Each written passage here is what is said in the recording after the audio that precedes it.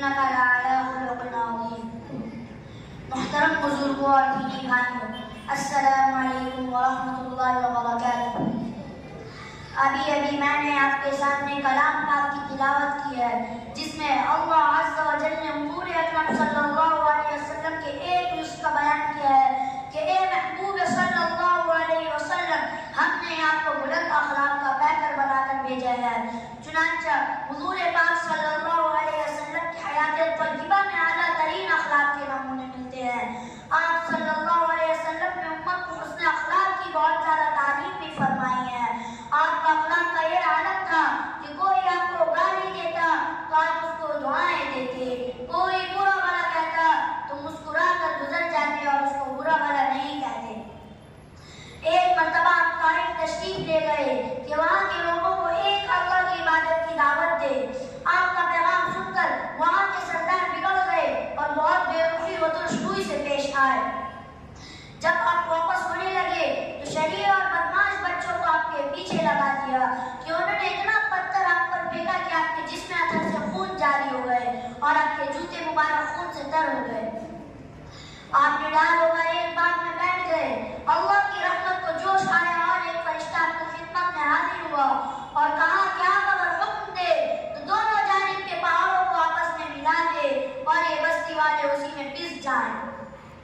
مگر قربان جائے اپنے آقا صلی اللہ علیہ وسلم کے اعلیٰ اخلاق پر کہ آپ نے فرمایا یہ مجھے پہچانتے نہیں ورنہ ایسا نہیں کرتے۔ اگر یہ آج ایمان نہیں لاتے تو اللہ کی ذات سے امید ہے کہ ان کی نسلیں ایمان لائیں گی، اور ایسا ہی ہوا۔ چنانچہ بعد میں اسی قبیلے کے ایک نوجوان شخص محمد بن قاسم رحمۃ اللہ علیہ اسلام کی دعوت لے کر ہندوستان آئے اور انہی کی بدولت آج ہم مسلمان ہیں۔ الہی رحم کر دے سارے طائف کے وکیلوں پر، الہی پھول برسا پتھروں والی زمینوں پر، جہالت ہی میں رکھا ہے صداقت کے خلاف ان کو، بیچارے بے خبر انجان ہیں، کر دے معاف ان کو۔ آج دشمنان اسلام نے یہ غلط خبر پھیلا رکھی ہے کہ اسلام تلوار کے زور سے پھیلا ہے، مگر حقیقت تو یہ ہے اسلام حسن اخلاق سے پھیلا ہے۔ ایک حدیث میں آقا صلی اللہ علیہ وسلم نے فرمایا جس کا مفہوم یہ ہے کہ مفلس وہ نہیں جس کے پاس روپیہ، پیسہ اور مال دولت ہو، بلکہ مفلس وہ ہے جو آخرت کے دن بہت ساری نمازیں، روزے، زکوٰۃ، حج، تلاوت اور تسبیح کا ذخیرہ لے کر حاضر ہوگا، مگر کسی کو گالی دی ہوگی، کسی کو برا بھلا کہا ہوگا، کسی کا حق دبایا ہوگا، اس نے جن لوگوں کا حق مارا تھا اس کے بدلے ان کی نیک اعمال اس کو دیے جائیں گے، یہاں تک کہ اس کی تمام نیکیاں ختم ہو جائیں گی۔